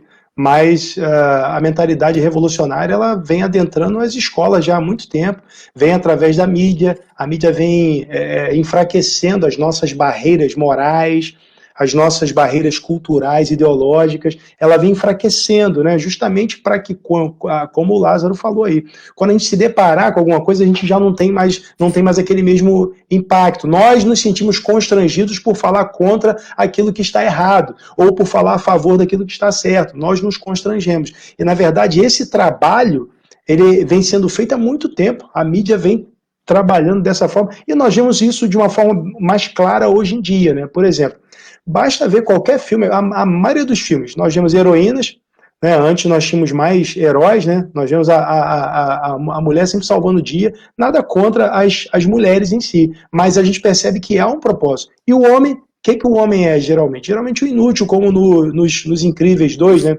Incríveis 2, o homem é um inútil e a mulher que resolve tudo. Então, é isso que se tenta fazer, tenta acabar com a masculinidade. E a masculinidade bíblica aponta justamente no outro sentido, né? O homem bíblico, ele tem que ser um homem como Jesus, ele tem que ser um homem como Deus o criou para ser, né? E isso fica evidente, né, no seu exterior, na sua aparência. Deus já criou com diferenças físicas evidentes, né? Estrutura óssea, né? Então, a gente vê macho e fêmea, já são diferentes. E Deus quer, né, ele demonstra isso na sua palavra, ele quer que a masculinidade, a masculinidade e a feminilidade seja demonstrada, ela seja externada. Tanto que um texto que foi usado durante muito tempo para defender lá o uso de saia ao invés de calça comprida, né, Deuteronômio 22:15, mal interpretado nesse sentido, mas ele aponta para esse aspecto, que o homem deve se vestir como homem e a mulher se vestir como mulher. Cada um deve expressar aquilo que é natural do que Deus lhe deu, né? E isso tem a ver com a compleição física. A gente vê, por exemplo, 1 de Pedro 3,7, que a Bíblia diz que a mulher é o vaso mais fraco, porque há uma diferença física entre homem e mulher. Mas, obviamente, o homem bíblico, ele não é o camarada que vai cuspir no chão, que vai, né, ser mal educado. Não é isso. O homem bíblico é aquele que vai buscar a semelhança de Cristo. O homem bíblico é aquele que vai se alinhar, né, com a vontade de Deus, tal como expressa na sua palavra. Paulo fala sobre isso em Efésios capítulo 5, né? Nós devemos imitar Cristo, amar nossas esposas, devemos liderar nossa família, e tudo isso tem sido perdido, as igrejas não querem mais falar sobre isso, e quem sai na frente falando sobre isso é alvo de uma desqualificação intelectual, né? Como o pastor Joaquim mencionou, que os conservadores, eles são desqualificados intelectualmente porque eles não apresentam o mesmo currículo, né? Eles não fazem questão de ficar, nós não ficamos alardeando aqui nossos títulos, né? Nós não ficamos dizendo nossa formação, nós vamos tratar de um assunto e vamos para a Bíblia e vamos falar desse assunto. Mas hoje em dia mudou-se o parâmetro. Até para escolher um pastor novo para uma igreja, no processo de sucessão pastoral, as igrejas não olham 1 Timóteo capítulo 3. As igrejas não vão olhar Tito capítulo 1. As igrejas querem olhar o currículo do candidato. Se ele tem mestrado, se ele tem doutorado, se ele já exerceu alguma liderança denominacional. Então, a gente vê que os parâmetros eles mudaram, deixaram a Bíblia de lado, porque isso foi trabalhado durante muito tempo nas igrejas. E a presença revolucionária na igreja foi facilitada, de modo que o homossexualismo agora é incentivado também na igreja. Há grupos infiltrados, inclusive nas igrejas batistas, nós sabemos disso, e a teologia inclusiva, que na verdade não é teologia, né? Essa ideologia de gênero, usar até um trocadilho, travestida de teologia, né? Então ela vem adentra a igreja sob a justificativa de que o amor, né, sob a justificativa do amor, o amor justifica tudo, né? Então, se eles se amam, como foi mencionado, não sei se foi o Lázaro que mencionou o Charlie, se eles se amam, fizeram a escolha deles, qual o problema, né? Então, mas não é por aí. Nós precisamos sempre ficar do lado das Escrituras e, com firmeza, apontar o nosso posicionamento. Eu queria dar uma dica aqui para o pessoal. eu até escrevi aqui no comentário, estudem sobre janela de Overton. Pesquisem sobre isso, janela de Overton. Você vai ver muito do que está sendo feito nas séries, na política. Dá uma estudada nisso aí. Não é o tema da nossa live aqui não, mas você aí, eu escrevi aqui, janela de Overton. Dá uma pesquisada nisso aí, você vai se assustar e você vai ver porque é que essa propaganda da Tami, né, do Boticário, ela apareceu aí, né? O que é que tem por trás de tudo isso? Então dá uma pesquisada nisso aí, você vai se impressionar e vai se assustar. Muito bem. E, meus irmãos, a gente tem diante de nós, então, essas ideias, tantas ideias que estão surgindo, né? Eu gostaria de perguntar aqui, vou dar aí uns 2 minutos para o pastor Salvador me responder. Pastor, como é que a gente vai lidar com tantas ideias que a gente chama aí de progressistas, com a mídia que trabalha contra a gente, com legislação, legislações, né, leis que estão surgindo aí contra a igreja, que colocando a gente, muitas das vezes, contra a parede, né? Hoje em dia, a gente vai ter que tomar algumas medidas, em alguns momentos, né, que nós vamos nos tornar ilegais, fora da lei. Né? Como na condição de igrejas, né, biblicamente saudáveis, conservadoras, que mantêm a fidelidade da palavra, como a gente vai agir? Como o irmão pensa essa situação? Eu penso sempre num texto. Eu até achei aqui, né, deixei aberto aqui, quando Paulo estou em Corinto, e se tinha um lugar de se falar o evangelho, era em Corinto. Talvez a Corinto fosse mais cosmopolita ainda do que Roma. 2 portos, um de cada lado, um trânsito de pessoas de todos os jeitos, né? Talvez São Paulo seja assim, né? Várias culturas interagindo ali. Mas ele diz assim, não tenha medo, pelo contrário, fala e não fique calado, porque eu estou com você, e ninguém vai lhe fazer mal. Continuar pregando a palavra de Deus, continuar dizendo que homem é homem, mulher é mulher. O que sai disso é gambiarra, tá? Qualquer deturpação disso é uma gambiarra. Qualquer deturpação disso é errado. Continuar pregando a Bíblia. Tá? Eu vou voltar aqui e concordo com o pastor Charles. Nós deixamos a universidade. Né? E ao deixarmos a universidade, nós perdemos uma geração. Porque nós deveríamos ensinar os nossos jovens para, chegando lá, ele conseguir discutir isso. Como enfrentar isso tudo? Com a Bíblia. Eu entendo que é com a Bíblia. Tá? Eu tive na mão, né, a chance de fazer arquitetura e, na outra mão, a carta de recomendação para o seminário. Eu escolhi o seminário por convicção. Escolhi o seminário por vocação. Mas eu não vivo. Agora, as minhas, quando elas me perguntam, pastor, o que eu devo fazer? Eu falo assim, você deve ser um... Nós não devemos... vou criar o meu filho para ser um bom advogado, vou criar o meu filho para ser um bom arquiteto. O pastor Dineuci nos deu um exemplo aí. Criou os seus filhos e todos eles passaram por esses meios acadêmicos, mas passaram como? Passaram continuando, mantendo a sua fé. É fácil? Não é fácil. Não é fácil porque o politicamente correto ele é muito forte. Como disse o pastor Lázaro, fiquemos como uma voz solitária, como João Batista, uma voz no deserto. Mas se é isso que queremos, é nisso que nós queremos, na palavra de Deus, é a palavra de Deus que temos que continuar falando. É a palavra de Deus que continuamos pregando. Lógico, não desprezando o conhecimento, não desprezando nada mais, mas o principal, o cerne, a espinha dorsal de tudo é a palavra de Deus.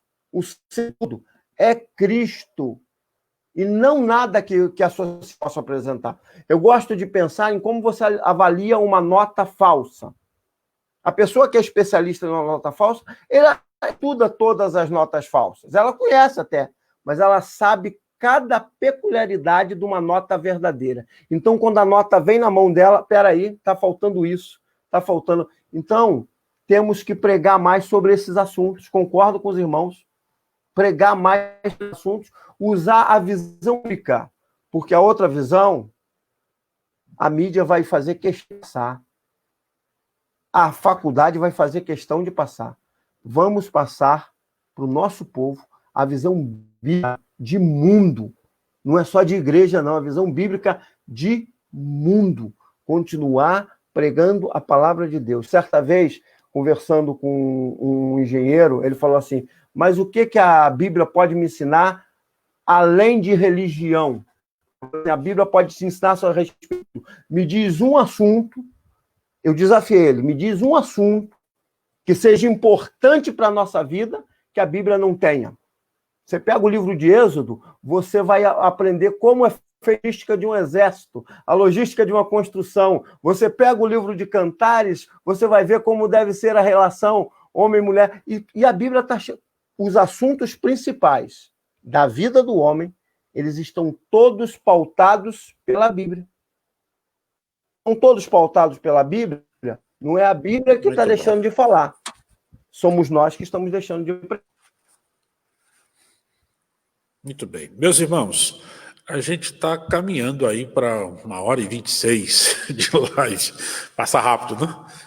Eu gostaria de ler aqui Romanos 12:2, que diz, não se amoldem ao padrão desse mundo, mas transformem-se pela renovação da sua mente, para que sejam capazes de experimentar e comprovar a boa, agradável e perfeita vontade de Deus. Diante do que a gente tem falado, eu gostaria de dar aí 1 minuto e um pouquinho, a gente vai passar um pouquinho do nosso horário aqui, mas cada um dos irmãos fazerem uma finalização, uma consideração final nesse tempo, com base nessa ideia de a gente não se conformar com esse padrão de mundo e a gente, então, apresentar o que a palavra de Deus traz, a gente mexer com a nossa mente, permitindo que o Senhor nos governe, né? Quem gostaria de começar aí, essa parte final, suas considerações finais, eu vou dizer aqui, pastor de Delci, começa com o irmão que... Bom, esse é um dos textos que eu gosto muito e repito muito na igreja, né? Nós não devemos tomar a forma do mundo, né? O mundo, ele jaz no maligno.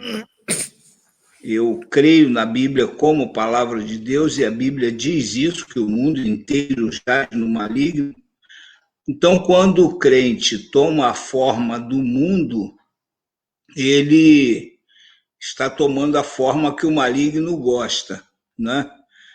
Quanto a isso, eu tenho, inclusive, pregado que a igreja não pode mudar como igreja. Eu não gosto desse chavão. O mundo mudou, a igreja tem que mudar. A igreja não tem que acompanhar o mundo. Nós não podemos tomar a forma do mundo. Nós podemos acompanhar tecnologia, nós podemos acompanhar algumas coisas, aproveitar, né? Eu lembro quando eu comecei a evangelizar no interior da Bahia, eu usava uma corneta de alto-falante em cima de uma Kombi e saía pela rua pregando o evangelho. Hoje isso já não é mais necessário, né? Em alguns lugares talvez seja, mas a gente vai se adaptando nesse sentido. Mas esse tomar a forma do mundo é exatamente nós nos acomodarmos aos conceitos, né, aos costumes do mundo. Então, o crente tem que ser diferente. E nós nos transformarmos pela renovação do nosso entendimento, não é o entendimento conforme o mundo, mas eu vejo aí uma progressão no entendimento da própria palavra de Deus que vai nos transformando. Nós somos transformados em novas criaturas, mas quando nós vamos transformando o nosso entendimento conforme a palavra de Deus, nós vamos crescendo. Pastor Charlie falou aí que razão e fé estão entrelaçadas. Pedro escreve que nós devemos estar prontos a responder com mansidão a razão da nossa esperança. Então, existe uma razão. E nós precisamos estar sempre crescendo nessa razão, mas com o cuidado para não nos acomodarmos ao mundo. É isso aí. Pastor Salvador, suas considerações finais, por favor.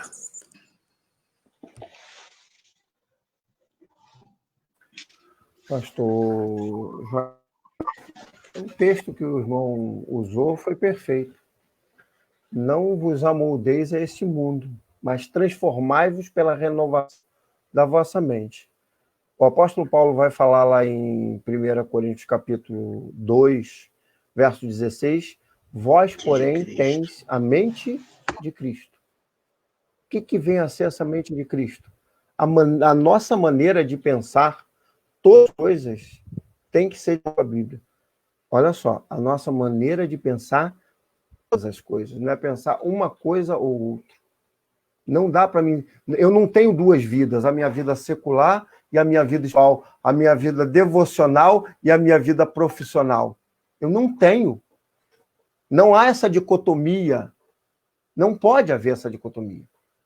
Nós temos que entender que nós temos a mente de Cristo. Então nós temos que pensar os valores do reino de Deus. E pensar com os valores do reino de Deus é valorizar casamento, valorizar a família, é valorizar indivíduo, mas valorizar de acordo com o que a Bíblia diz que está falando. Só que a gente muitas vezes está dando valor ao que a mídia fala, ao que o politicamente correto fala, e deixamos de falar aquilo que a Bíblia fala. Onde a Bíblia fala, eu falo, prego. Onde a Bíblia não fala, eu me calo. Então, nós temos que a cada dia, pregar. É necessário que o indivíduo se transforme, mas se transforme à imagem de Cristo, à mente de Cristo. Tá? E aí é renúncia da nossa própria vontade, renúncia do nosso próprio eu, porque todas essas ideologias, eles acabam prometendo algo ao homem. Olha, o homem vai ter isso, aquilo, outro. Quando, na verdade, nós já temos o que precisamos, que é Cristo. Muito bem. Pastor Clemilson, dê a sua palavra mesmo.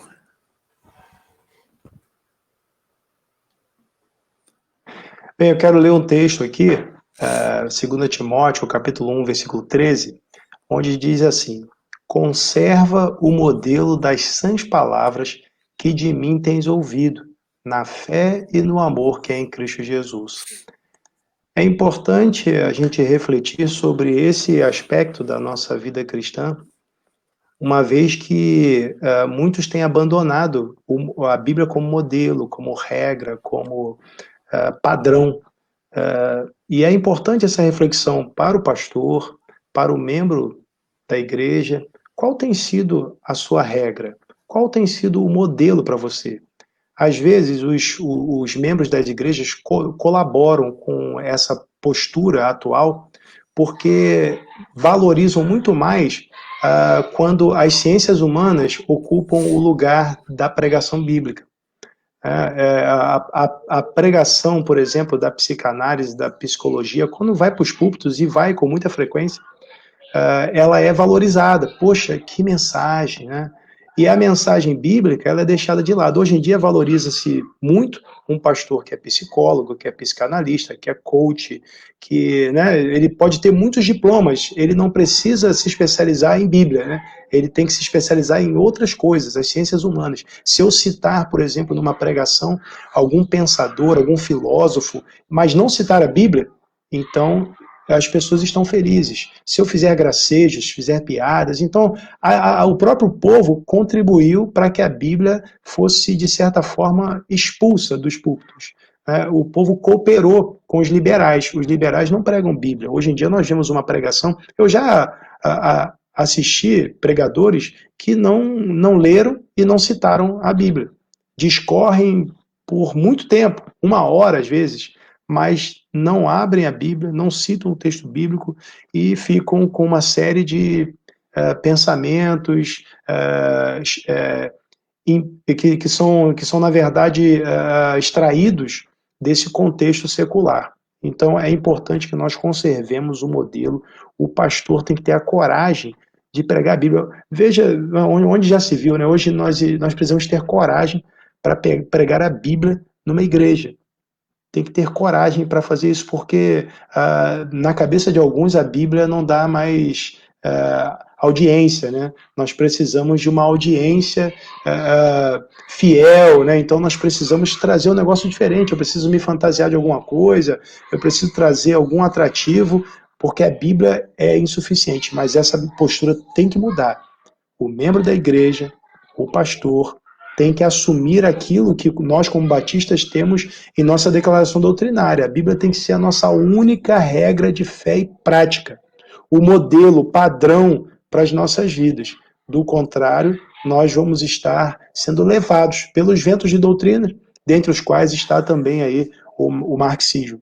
Então, que cada um reflita sobre esse texto e sobre essas afirmações e venha praticar isso para a glória de Deus. Amém. Pastor Lázaro, termina aí com as suas considerações, meu irmão. Bem, eu estava aqui pensando, né, lá em 1 Coríntios capítulo 10, né, verso 31, diz, né, quer comais, quer bebais, façais qualquer outra coisa, fazei tudo para a glória de Deus. Às vezes a gente usa isso muito como jargão e deixa de pensar, né, de refletir a profundidade do que isso quer dizer, né, a profundidade do que significa o evangelho, quais são as implicações práticas. Eu gosto de falar muito isso na igreja que eu prego, que eu pastoreio, sobre o que o evangelho está fazendo na tua vida, quais são as implicações práticas das verdades bíblicas. Nós, na nossa vida prática, nós relegamos o evangelho a apenas uma coisa meramente intelectual, algo que eu concordo, que eu acho bonito, mas eu não faço a reflexão do quanto isso tem impactado na minha vida prática. A gente precisa refletir. Pastores, vocês precisam incentivar os seus jovens a estudar o que é cosmovisão bíblica da administração, da gestão, o que é que a cosmovisão bíblica afeta na engenharia. Eu sou engenheiro mecânico. O que é que eu preciso refletir na minha gestão, na engenharia, o que isso afeta a minha vida, o que é que a Bíblia interfere na minha vida. Eu preciso refletir nisso. Né? Um exemplo um pouco mais geral, por exemplo, o racismo. A gente tem visto aí o BLM, né, o movimento lutando, né, contra o racismo aí em alta, mas a gente a gente às vezes assume, compartilha nas redes sociais, frases bonitas desses caras e pessoas falando disso, e a gente se movimenta, mas a gente esquece que o evangelho, o próprio Paulo disse, não há judeu, não há grego, não há gentil, não há homem, não há mulher, ou seja, o evangelho nos põe debaixo da mesma condição. Ele é a resposta que combate racismo, feminismo, é a resposta que combate machismo, é a resposta. O problema é porque nós estamos deixando a bandeira do evangelho por outras bandeiras. A gente tem deixado de levar para os nossos púlpitos a suficiência de Cristo, a suficiência do evangelho, a suficiência da palavra de Deus para se aplicar da minha vida profissional, a minha vida familiar, a minha vida espiritual, a minha vida, todos os âmbitos da minha vida. Os pastores têm deixado a parte na pregação, a parte de aplicação, ela é a parte mais importante, porque é na aplicação que você diz para as pessoas que estão te ouvindo o que é que eu tenho a ver com isso. Essa é a pergunta que o cara faz. Ok, muito bonito isso que o pastor falou, muito bonito esse texto, mas o que é que eu tenho a ver com isso? É nessa hora que você tem que dizer quais são as implicações práticas daquela verdade eterna que a palavra de Deus está dando para a família, para os filhos, para os pais, para o engenheiro, para o psicólogo, para o médico, para o político, para o governo, para a igreja. Quais são as implicações daquilo ali? A gente precisa resgatar isso. Né? Os puritanos tinham isso de maneira muito poderosa, muito forte. Nós precisamos resgatar isso. E esse é o meu recado que eu deixo, né? Quer comais, quer bebais, façais qualquer outra coisa, fazei para a glória de Deus. A gente precisa resgatar a aplicação prática da palavra na nossa vida. Amém. Muito obrigado, pastor. Pastor Charlie ficou para o final de propósito, viu? Você terminar aí para a gente. Tá bom. Quando Paulo fala para a gente não se amoldar ao padrão do presente século, né, do mundo, às vezes a pergunta que a gente deveria fazer, Joaquim, o que é esse mundo, né? Uhum. A gente não tem que amoldar a ele, mas não podemos ignorar a ideia, e é uma ideia, e a estratégia satânica, de sistematizar esse pensamento secular e trazer esse pensamento secular para o seio da igreja. Porque o mundo, ele não está mais no mundo, ele está na existência humana. Né? Dentro da própria igreja, o pensamento liberal, o pensamento progressista, ele já estabelece padrões mundanos de comportamento cristão, e chama de cristão.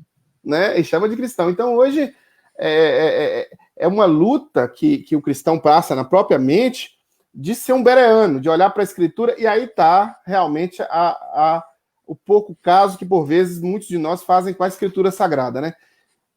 Trazer a palavra para o coração. Não te aparte da tua boca o livro desta lei. Antes, medita nela dia e noite, para que tenhas o cuidado de fazer tudo quanto nela está escrito. Né? Lâmpada para os meus pés é a tua palavra, luz para o meu caminho. Então, o lugar de primazia da Escritura Sagrada, da palavra de Deus, na vida do cristão, na vida da igreja, da própria igreja, e aí, pastor, você tem que pregar a Bíblia, pastor, você não tem que pregar filosofia, você não tem que pregar psicologia, você não tem que pregar novidade do momento para entreter bodes, porque pastor não entrete bodes, pastor pastoreia ovelha, e para pastorear a ovelha você tem que usar a Escritura divinamente inspirada, proveitosa para redarguir injustiça, para corrigir, aquela mesma boa e velha Escritura que sempre foi usada, não precisa inovar. Né? Conservar a doutrina apostólica, conservar o ensino bíblico.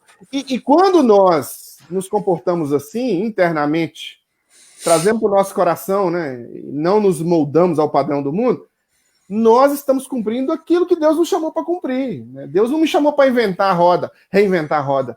Né? Deus me chamou para anunciar o Cristo Jesus, aquele que morreu e ressuscitou ao terceiro dia para me dar salvação e para conceder a nós possibilidades de uma vida transformada, possibilidades de uma eternidade no céu. Então o evangelho ele está aí. Eu não tenho que ressignificá-lo, eu não tenho que mudá-lo. E eu tenho que ter o quê? Coragem para anunciar as verdades da palavra.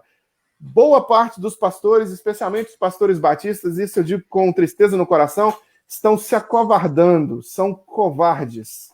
Não pregam o que está escrito na palavra de Deus por medo da audiência. Né? Vocês estavam falando de submissão feminina. Eu prego a submissão feminina no casamento que eu faço. Né? Cheio de não cristãos, um monte de feminista me olhando torto. Eu leio o texto sagrado e digo, é isso que o texto diz. É isso que a palavra de Deus diz. Então, o que falta para nós, às vezes, é ter coragem de não nos moldarmos ao politicamente correto, estarmos dispostos a pagar o preço, porque igreja não vive de dízimo de ovelha, não. Igreja vive da palavra de Deus sendo o centro e do Espírito Santo movendo a igreja. Então, se o irmãozinho lá, dizimista, está achando ruim porque você está pregando a palavra, uma hora ele se converte, ou ele vai embora ou ele se converte, mas a palavra não pode ser deixada de ser anunciada, né? Já deixou de ser anunciada nas nossas instituições, infelizmente, o liberalismo teológico, o progressismo teológico tem minado isso. Para você que está nos assistindo aqui agora, eu deixo esse recado, não deixe isso minar no seu coração, nem na sua família. Se a sua denominação tem abandonado a Escritura, você não deve abandonar. Você deve permanecer-se fiel às Escrituras como um bom cristão bereano, né, que examina as Escrituras diariamente, que aplica elas e que prega as Escrituras, doa quem doer. Né? Eu acho que não se conformar com o mundo é isso, é não deixar que a Escritura ocupe o lugar de primazia no ensino da igreja, na condução da igreja, e por aí vai. Ô Joaquim, para eu finalizar, eu fiz uma live sobre o abuso de poder religioso, eu esqueci de falar semana passada, e eu queria divulgar isso aqui agora. Então, a galera que quiser, é só ir no Charlie Amaral e depois dar uma olhada lá nessa live, que eu acho de suma importância para esse momento agora, principalmente pastores. Pastores, estejam atentos, porque muitos são os dispositivos e os mecanismos para cercear a nossa representatividade, a nossa palavra. E se a gente não tiver informado sobre o que está acontecendo, a gente acaba sendo sufocado mesmo. Então, se você puder dar um pulinho lá no meu perfil e dar uma assistida nessa live, eu vou agradecer você por se expor a essa provocação. Tá? E eu recomendo. Assistir e recomendo. Meus irmãos, olha, muito obrigado pela presença aqui dos pastores, pastor Salvador, pastor Dineuci, pastor Lázaro, pastor Charlie, pastor Cremilson. Deus abençoe vocês, suas igrejas, suas famílias. Foi um tempo assim de muito enriquecedor para mim, tenho certeza para todos que estão acompanhando aqui, assistindo nas 3 páginas, né? Tanto aqui na Coalizão, como na página da Igrejas Batistas Tradicionais, quanto na página da Igreja Batista Santa Cruz. Pessoal que nos assiste, que Deus abençoe vocês. Espero que a gente possa voltar com outras lives pela frente, né? Se Deus nos permitir, faremos isso. Mas enquanto não façamos isso, que Deus acompanhe você, guarde, e como você ouviu, fique firme com as Escrituras. Não duvide, não. Aquilo que está escrito é que a gente deve seguir. Tá? Eu sei que eu já andei por esse caminho de ouvir muita gente achar, o cara é grande, a igreja é grande, então está falando o que é certo. Não diz da Bíblia, mas diz o que as filosofias e outras logias aparecem, e parece que eles estão certos. Então, não. Eles estão errados. O certo é a palavra. Nós precisamos viver com ela. Forte abraço a todos. Que Deus os abençoe. O pastor Thales já botou o link aí. Então, até mais, gente. Muito obrigado por todos estarem aqui juntos. Deus abençoe. Até semana que vem. Amém. Um abraço. Tchau, tchau.